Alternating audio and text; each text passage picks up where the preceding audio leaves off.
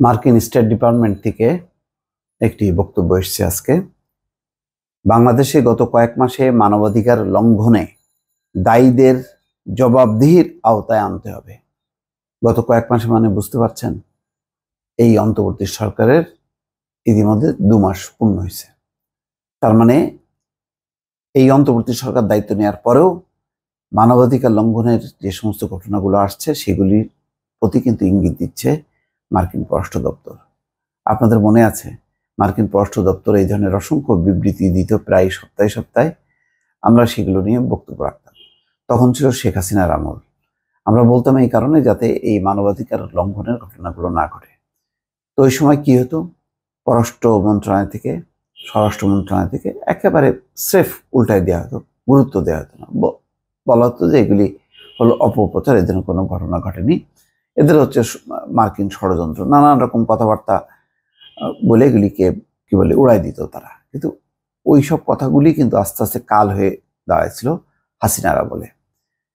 এখানে বাংলাদেশে গত 2 মাসে অনেক ঘটনা ঘটেছে, যে ঘটনার কিছু অংশ গণমাধ্যমে এসছে এবং আমরা সেগুলো তুলে ধরার চেষ্টা করছি এবং বলছি যে এগুলি হওয়া উচিত না, এগুলি করা উচিত না, এগুলো আইনের আওতায় সবকিছু সমাধান করা উচিত। কিন্তু আদালত চত্বর থেকে শুরু করে একেবারে সেই প্রত্যন্ত অঞ্চলে বেশ কিছু ঘটনা ঘটেছে। আগুনে একেবারে ঘর বাড়িতে আগুন দেয়া, ব্যবসা প্রতিষ্ঠান দখল করা, লুটপাট করা, তারপরে যাকে সামনে পাওয়া গেছে তার উপরে নির্যাতন করা, অনেকগুলো। রাজশাহীতে মাসুদকে পিটায় হত্যা, তারপরে ঢাকা বিশ্ববিদ্যালয় এবং জাহাঙ্গীরনগর বিশ্ববিদ্যালয় কয়েকটা নির্মম ঘটনা, তারপরে চট্টগ্রামে শাহাদাত গান গেতে গেতে যাকে মারা হলো। এই সমস্ত ঘটনাগুলো কিন্তু মানুষের মনে অশান্তি ডেকে এনেছে এবং মানুষ বিপদ গুনতে থাকলো যে তাহলে কি আমরা সেই একই অবস্থার মধ্যেই থাকলাম, উত্তরণ হলো না, তাহলে কি পরিবর্তন হলো? এই সমস্ত প্রশ্নের উত্তর খোঁজা কিন্তু মানুষ শুরু যখন করলো, ঠিক সেই সময় মার্কিন পররাষ্ট্র দপ্তর এমন একটা বিবৃতি দিল। এটা অশনি সংকেত। আমি আগেই বলেছিলাম যে আন্তর্জাতিক প্রতিষ্ঠানগুলো কিন্তু বেশি দিন চুপ থাকবে না। প্রথম তারা ছাড় দেবে, আচ্ছা ঠিক আছে, একটা দেশে বিপ্লব হয়েছে, এরপরে কিছু বিশৃঙ্খল চলতেই পারে। কিন্তু এটা যদি ধারাবাহিকভাবে ঘটতে থাকে তখন কিন্তু তারা চুপ থাকবে না। যতই আমরা বন্ধু ভাবি না কেন মার্কিন যুক্তরাষ্ট্র, পশ্চিমা, অ্যামনেস্টি, এদেরকে, তারা কিন্তু কাউকে ছাড় দেয় না। আজকে দেখেন, এগুলো আমি বিশ্বাস করি যে এই খবরগুলো আজকে কিন্তু আওয়ামী শিবির বা আওয়ামী মহল কিন্তু জোরসোরে এখন প্রচার করবে। আগে তারা প্রচার করতো না, আগে এগুলি উড়াই দিত। এখন কিন্তু এদের ভরসা হবে এগুলি যত প্রচার তারা করবে তত বেশি তারা মনে করবে যে সরকার দুর্বল হবে। মার্কিন পররাষ্ট্র দপ্তরের মুখপাত্র ম্যাথিউ মিলার বলেছেন, বাংলাদেশে মানবাধিকার সুরক্ষিত দেখতে চায় যুক্তরাষ্ট্র।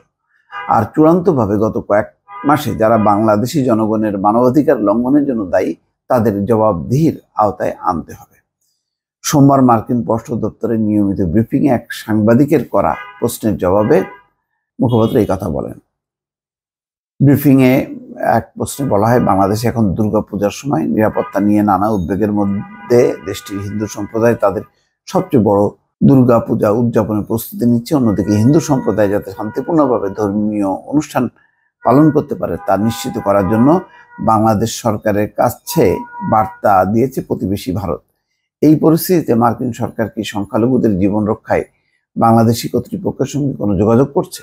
দেখেন, আজকে যাই না, এটা নিশ্চয়ই মুশফিক ফজল না, ওই তার জায়গায় কিন্তু আরেকজন এসে বসে এখন কিন্তু ওই প্রতিনিয়ত সরকারের বিভিন্ন দুর্বল পয়েন্টগুলো মার্কিন পররাষ্ট্র দপ্তরে তুলে ধরবে। মিলার ওই প্রশ্নের জবাবে বলছে, অবশ্যই তারা বাংলাদেশে সংখ্যালঘুদের অধিকার সুরক্ষিত দেখতে চায়, আর একথা সারা বিশ্বের ক্ষেত্রেই সত্য।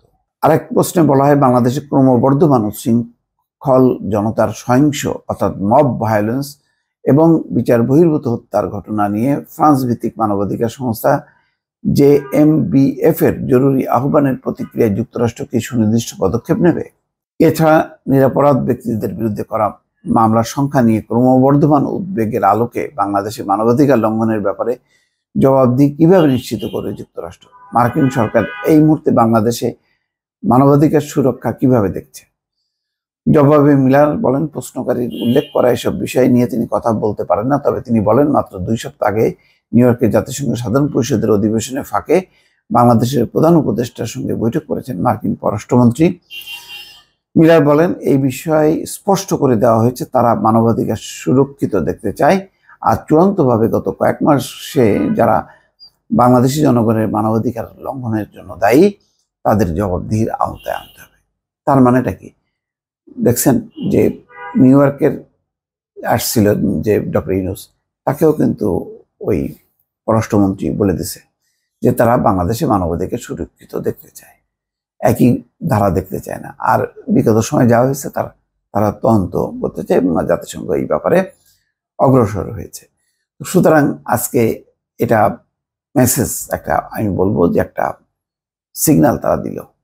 এটা কত নম্বর সিগন্যাল আমি জানি না, 1 নম্বর 2 নম্বর নাকি 3 নম্বর, এটা আপনারা বিবেচনা করবেন।